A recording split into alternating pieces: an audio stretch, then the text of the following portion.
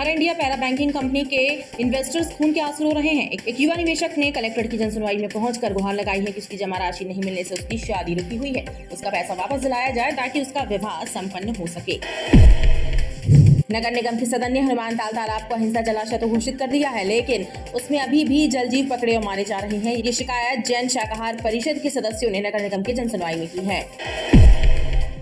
Khamaria factory से कुछ माह पहले सेवानिवृत्त हुए फैक्ट्री कर्मी और उनकी पत्नी को उनके ही बेटे ने जान से मारने की धमकी दी है। वृद्ध दंपति का आरोप है कि रिटायरमेंट में मिले पैसों को लेकर उनका पुत्र उन्हें प्रताड़ित कर रहा है। उन्होंने इसकी शिकायत एसपी कार्यालय में आयोजित जनसुनवाई में की है।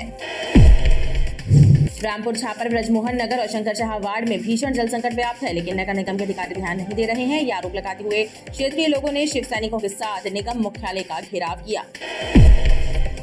कलेक्ट्रेट में लेट लतीफी और कार्य से नदारत रहने वाले अधिकारियों और कर्मचारियों पर कार्यवाही की गाज गिरना तय है। कलेक्टर डॉक्टर लैया राचटी ने जब सुबह 10:30 बजे निरीक्षण किया तो अधिकांश कर्मचारी अनुपस्थित मिले।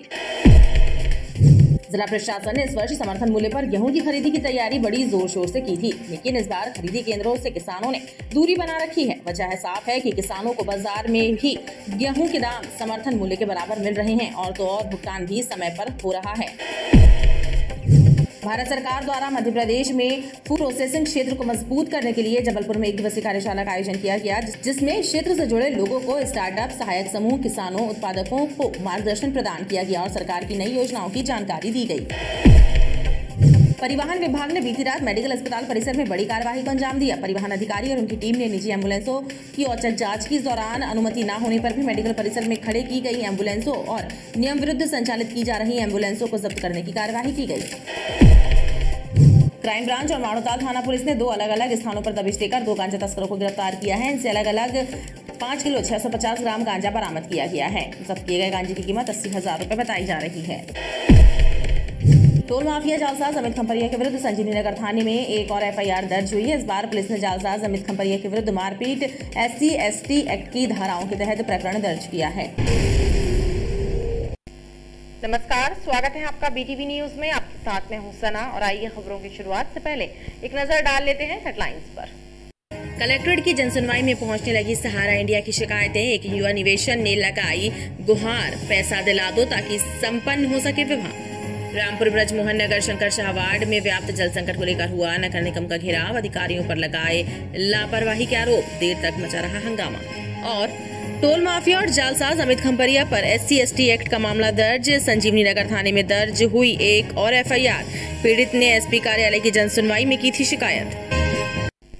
सहारा इंडिया पैरा बैंकिंग कंपनी के इन्वेस्टर्स खून के आंसू रो रहे हैं। एक युवा निवेशक ने कलेक्ट्रेट की जनसुनवाई में पहुंचकर गुहार लगाई है कि उसकी जमा राशि नहीं मिलने से शादी रुकी हुई है, उसे उसका पैसा वापस दिलाया जाए ताकि विवाह संपन्न हो सके।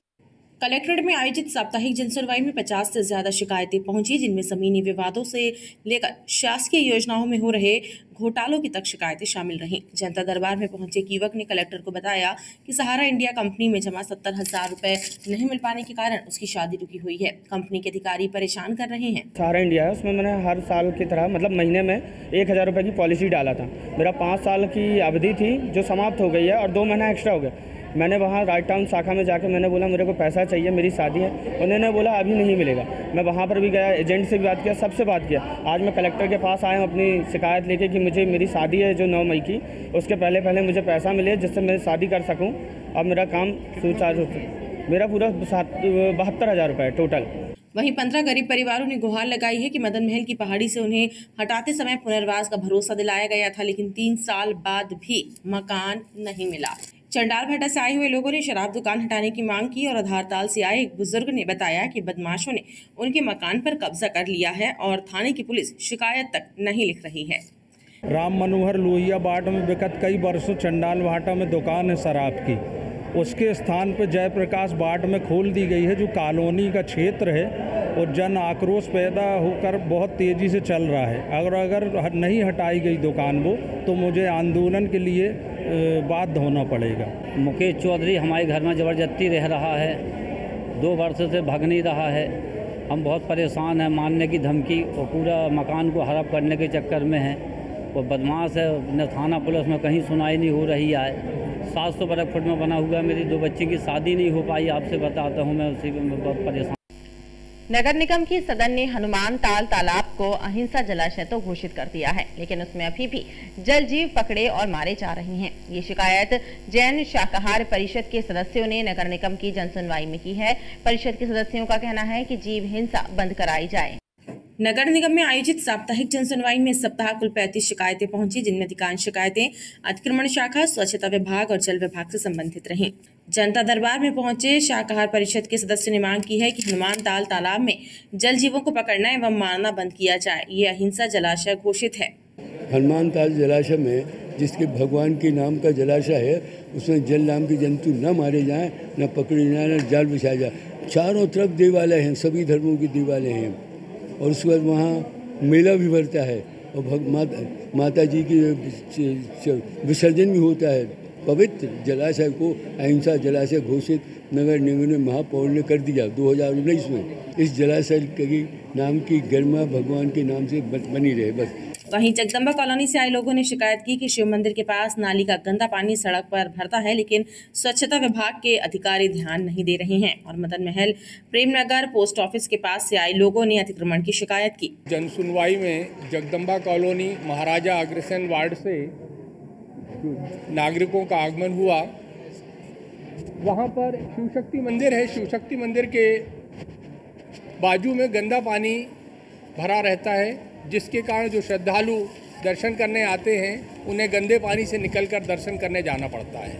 नगर निगम से इस संबंध में बार बार आग्रह किया कि इस गंदे पानी की निकासी की व्यवस्था की जाए। संभागीय अधिकारी जोन क्रमांक 14 से चर्चा करने पर उन्होंने बताया कि हमें अभी तक कोई जो आपका आवेदन है वो प्राप्त नहीं हुआ है। मकान हमारा मदन महल प्रेमनगर पोस्ट ऑफिस के पास है, तो क्या बाजू वाले क्या अवैध निर्माण थोड़ा करवा रहे हैं, तो इसलिए गली में खिड़की निकाल रहे हैं। तो वही ये देखिए, तो उनको ये वाली मना कर रहे हैं तो वो मान नहीं रहे, तो नहीं मान रहे। शिकायत करने वालों ने बताया कि बार बार शिकायत करने के बाद भी कोई कार्यवाही नहीं होती, इसलिए चक्कर काटना पड़ता है।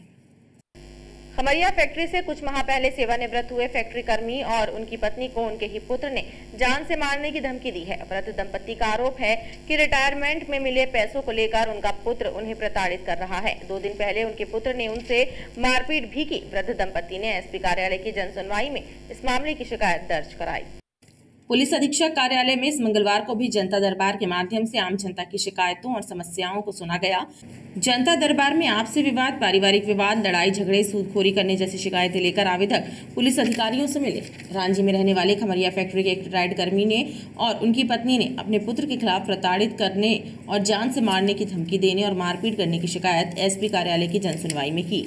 वृद्ध दंपत्ति ने आरोप लगाया कि रिटायरमेंट पर बुजुर्ग को मिले पैसों की लालच में उनका पुत्र उन्हें प्रताड़ित कर रहा है। उन्हें उनके ही पुत्र ने जान से मारने की धमकी भी दी है। इस मामले की शिकायत उन्होंने रांची थाने में की थी, लेकिन पारिवारिक विवाद होने के कारण पुलिस ने कोई कार्यवाही नहीं की। हमारा बेटा परेशान करता है कि हमको रिटायर का पैसा चाहिए, हमारा हक कहीं सा कर दो, हमारा हक नहीं दोगे तो हम 3 तारीख को दोनों को मार डालेंगे। 3 तारीख को आपको बोला है तो मार डालेंगे। और कहाँ सर्विस करते थे आप? कब रिटायर हुए? 30 अक्टूबर। थाने में रिपोर्ट डालते हैं तो कहते कि अभी बंद हो जाएगा तो तुम्हारा बेटा है, तुम खुद छुड़ाने आ जाओगे।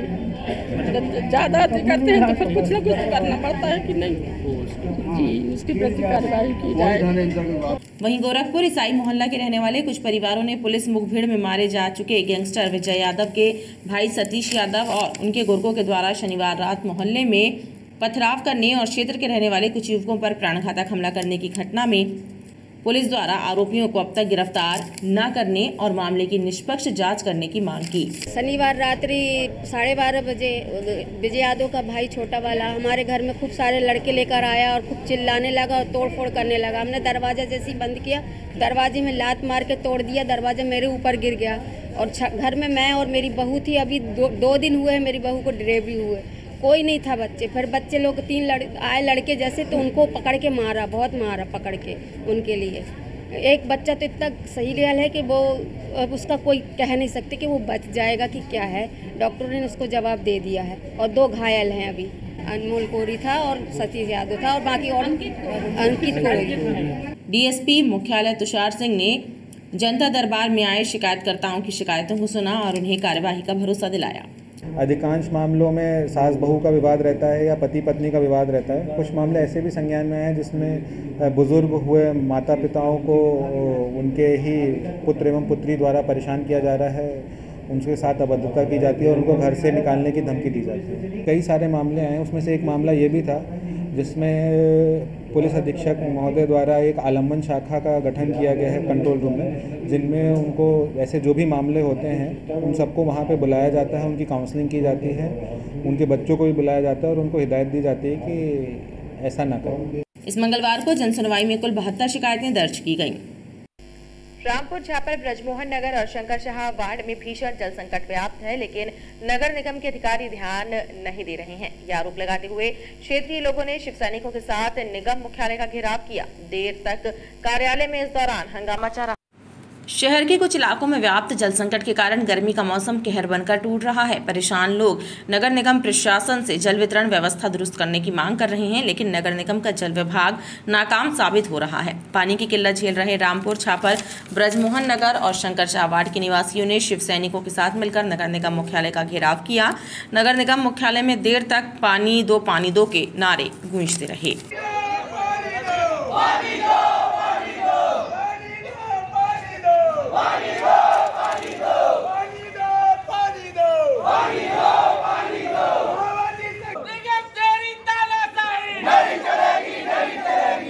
नगर है, जैसे शिवाजी नगर है, बहुत सी बस्तियां हैं जहां पानी की व्यवस्था तो है, टंकी बनी हुई है, लेकिन पानी की दे नहीं रहे हैं कनेक्शन। लोग कई बार जनसुनवाई में आ चुके हैं, अभी पिछली बार भी आए थे तो उसमें 7 दिनों का दिया गया था, 7 दिन पूरे हो गए हैं, अभी तक हम लोग की कोई सुनवाई नहीं हुई, इसलिए हम लोग आके बैठे। हम लोग आए रामपुर शंकर शाह नगर वार्ड, सरदार वल्लभ भाई पटेल वार्ड से। नया गाँव पानी के टंकी निर्माण होने के बाद आज तक पानी की सप्लाई नहीं हो पाई। वहाँ से हम लोग यहाँ पर कई बार आए, जिससे आश्वासन मिलता गया कि आप चालू हो जाएगी, लेकिन आज तक चालू नहीं हो पाई। वहीं अधिकारियों ने बताया कि तकनीकी गड़बड़ी के कारण पानी की सप्लाई बाधित हो रही है, इसे जल्द ही ठीक किया जाएगा। पानी की समस्या को लेके आए हुए थे और पानी की टंकी जो है अभी हमने भर दी थी, परंतु कई कारणों के कारण वो चालू नहीं हो पाई। पुनः इनको 4 मई तक का आश्वासन दिया गया है, तो उसके पूर्व ही हम ये टंकी चालू करके सभी लोगों को पानी उपलब्ध करा देंगे। मिलान नहीं हो पा रहा कि क्या है उसमें? नहीं, वो टेस्टिंग नहीं हो पाई थी, उसकी टेस्टिंग ना होने और भी टेक्निकल रीजन थे, उसके कारण से नहीं चालू हो पाई थी, लेकिन अब 4 मई के पूर्व ही ये चालू हो जाएगी। विरोध प्रदर्शन के चलते नगर निगम कार्यालय में देर तक हंगामा मचा रहा। कलेक्ट्रेट में लेट लतीफी और कार्य से नदारत रहने वाले अधिकारियों और कर्मचारियों पर कार्यवाही की गाज करना तय है। कलेक्टर डॉक्टर इलैया राजाटी ने जब सुबह 10:30 बजे निरीक्षण किया तो अधिकांश कर्मचारी अनुपस्थित मिले। सबकी जानकारी एकत्र की जा रही है। कलेक्टर डॉक्टर इलैया राजाटी ने सुबह 10:30 पौने 11 बजे जब अचानक कलेक्ट्रेट का निरीक्षण किया तो स्थिति चौंकाने वाली मिली। कई अधिकारी कर्मचारी अपने चैम्बर में अनुपस्थित मिले। कलेक्टर ने सभी की जानकारी एकत्रित कराने के निर्देश दिए और जो उपस्थित मिले उनसे अनुपस्थित लोगों की पूछताछ की। पेपर निकाले तो नहीं आए, ऑप्शन था, ऑप्शन तो बोलते जाओ। ऊपर जाने का सीढ़ी खाली नाम दे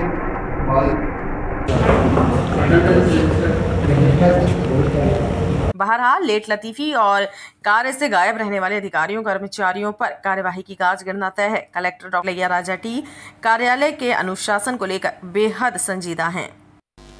जिला प्रशासन ने इस वर्ष समर्थन मूल्य पर गेहूं की खरीदी की तैयारी बड़ी जोर शोर से की थी, लेकिन इस बार खरीदी केंद्रों से किसान दूरी बना रहे हैं। वजह साफ है कि किसानों को बाजार में ही गेहूं के दाम समर्थन मूल्य के बराबर मिल रहे हैं और तो और भुगतान में भी किसी प्रकार की परेशानी नहीं हो रही है, जिसकी वजह से किसान खरीदी केंद्रों पर गेहूं बेचने से बच रहे हैं। जबलपुर जिले में समर्थन मूल्य पर गेहूं खरीदी का कार्य जारी है, लेकिन इस बार खरीदी केंद्रों से किसानों ने दूरी बनाकर रखी है। किसान खरीदी केंद्रों से ज्यादा मंडी और बाजार में गेहूं बेचना पसंद कर रहे हैं, जिसकी वजह बाजार में गेहूं के दाम समर्थन मूल्य से ज्यादा मिलना है और तो और बाजार में किसानों को फसल का नगद भुगतान मिल रहा है, जिसके कारण किसानों को बाजार में गेहूं बेचना रास आ रहा है। बरेला के पास गांव ग्राम खैरी से यहाँ पे मैं 30 कुंटल गेहूं लेकर आया हूँ और मैं अभी केंद्र तो नहीं गया, यहाँ ही बेचा हूँ लाके, क्योंकि यहाँ पेमेंट भी कैश मिल रही है और रेट भी अच्छा केंद्र से। सास की व्यवस्था अच्छी है, हम लोग को कोई प्रॉब्लम किसानों के यहाँ पे। जबलपुर जिले में इस बार जिला प्रशासन ने 5 लाख मीट्रिक टन गेहूं खरीदी का लक्ष्य रखा था। ये लक्ष्य इस बार पूरा हो पाएगा ये कह पाना बेहद कठिन है, क्योंकि अब तक महज 1.5 लाख मीट्रिक टन ही गेहूं की खरीदी हो पाई है। हालांकि जिला प्रशासन का कहना है कि उन्हें उम्मीद है कि इस बार तय लक्ष्य पूरा हो जाएगा। व्यवस्था है ना, बिल्कुल इस बार है ना बहुत अच्छा व्यवस्था किए गए हैं। साइलो बैग से लेकर सारे प्रोक्योरमेंट सेंटर्स को हम लोग पहले दिन से ही है ना हम लोग ने प्रॉपरली मॉनिटरिंग किए हैं, प्रॉपर व्यवस्थाएं मतलब हमने इस्टेब्लिश किए हैं। ये अच्छी बात है कि मार्केट में ग्लोबल सिनेरियो के तहत है ना मतलब है ना गेहूं का रेट है मिनिमम सपोर्ट प्राइस है ना ज़्यादा है, उसके कारण ना मतलब है ना किसान इमीडिएटली है ना मार्केट रेट पे ना मतलब व्यापारियों को बेचता है। मतलब ये अच्छी बात भी है कि किसानों को है ना बहुत अच्छा दाम से ना रेट से ना मिल रही है। कहाँ तक पेमेंट की बात है, हम लोग लगातार इसमें टच में हैं। हम लोग उसका एंट्री करना और ट्रांसपोर्टेशन बहुत कम से कम हम लोग कर रहे हैं। उसमें WHR वेयरहाउस रिसिप्ट्स हैं, उसको जल्दी हम लोग है ना फीडिंग करा रहे हैं, एक्सेप्टेंस नोट जल्दी जारी करा रहे हैं। जैसे कि है ना मतलब है ना पेमेंट मेरे हिसाब से अभी EPO जारी होना शुरू भी हो गया है। अभी किसानों के खाते में ना पैसा आने के लिए शुरू हो जाएगा। जबलपुर जिले में समर्थन मूल्य पर गेहूं खरीदी के लिए 123 खरीदी केंद्र बनाए गए हैं। जिले में 55,785 किसानों का पंजीयन करवाया गया है, लेकिन अधिकांश केंद्रों में किसान गेहूं बेचने के लिए जाने से परहेज कर रहे हैं। भारत सरकार द्वारा मध्य प्रदेश में खाद्य प्रसंस्करण क्षेत्र को मजबूत करने के लिए जबलपुर में 1 दिवसीय कार्यशाला का आयोजन किया गया, जिसमें इस क्षेत्र से जुड़े लोगों को स्टार्टअप, सहायक समूह, किसानों, उत्पादकों को मार्गदर्शन प्रदान किया गया और सरकार की नई योजनाओं की जानकारियां भी दी गई। फूड प्रोसेसिंग यानी खाद्य प्रसंस्करण के क्षेत्र में मध्य प्रदेश को मजबूत बनाने एवं यहाँ रोजगार के नए अवसर पैदा करने के मकसद से एक कार्यशाला का आयोजन किया गया, जिसमें केंद्रीय राज्य मंत्री प्रहलाद पटेल मुख्य अतिथि के रूप में शामिल रहे। भारत सरकार के खाद्य प्रसंस्करण उद्योग मंत्रालय की पहल पर आयोजित इस कार्यशाला में कई बड़ी कंपनियों के कार्यकर्ता, किसान उत्पादक और विशेषज्ञ मौजूद रहे। उन्होंने अपनी जानकारियां साझा की। कार्यक्रम में मध्य प्रदेश को कृषि और रोजगार के क्षेत्र में अव्वल बनाने का उद्घोष किया गया।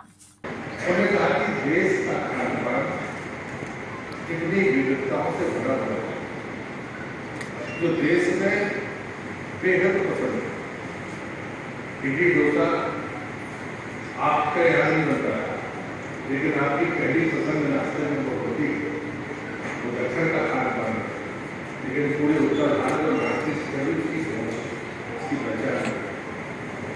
ये जो रुचि होने के बावजूद हम देश में तो उसको अव्वल स्थान पर ले जाते हैं। हमने इस नाते उसको परहेज नहीं किया कि दक्षिण का है कि उत्तर का है, पर आप जाइए पूरे देश में आपको ये विविधता और उसके प्रति रुचि आपको साथ है। प्रधानमंत्री ने कहा कि यही देश के बाहर दुनिया में भारत का खान पान जितना रुचिकर बना जाता है, जितना उसे पसंद किया जाता है, उसकी तुलना में हमारी पहुंच नहीं है। इस कार्यशाला का मुख्य उद्देश्य फूड प्रोसेसिंग के क्षेत्र में जुड़े लोगों को स्टार्टअप, सहायक समूह, किसान उत्पादक संगठनों को प्रशिक्षित करना एवं सरकार की नई योजनाओं की जानकारी देना रहा।